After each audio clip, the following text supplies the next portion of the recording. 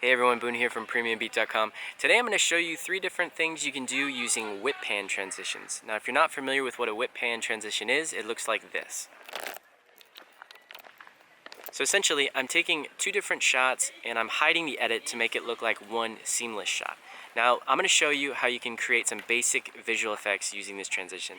And my friend Molly here is going to help me out. So let's get started.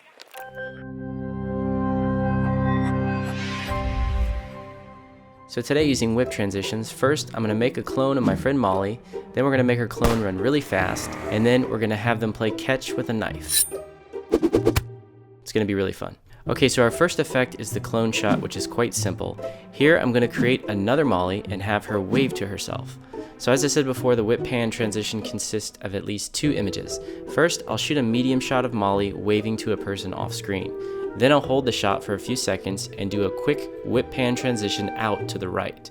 For the second shot, I'll shoot a simple reverse angle of Molly waving back. The second shot needs to have a whip transition into the shot. So the key to making this transition work involves matching the 2 shots into one seamlessly. Now you don't want to see the edit point at all. So I want to make sure that I keep a few things in mind while I'm shooting, such as keeping the pan movements of both shots at relatively the same speed so that they match, and to make sure that I'm going in the same direction so that the first shot flows into the second. It also helps to keep your shutter speed low, which will help hide your edits with motion blur. For these examples, I think I kind of overdid it with the motion blur. If I want to have continued shots, I need to make sure I properly transition in and out of each shot, holding it for the desired amount of time.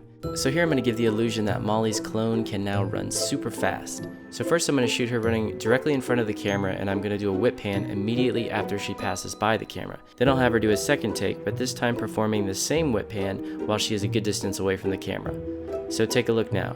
Here's the first shot, and here is the second shot. Now I'll cut them together. So now we get that illusion that she's running really fast, because as she passes by the camera and as we pan the camera, she's already a good distance away.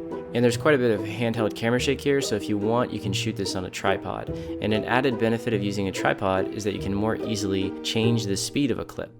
Okay, so let's now say that our original Molly is jealous of how fast her clone can run and she wants to get rid of her.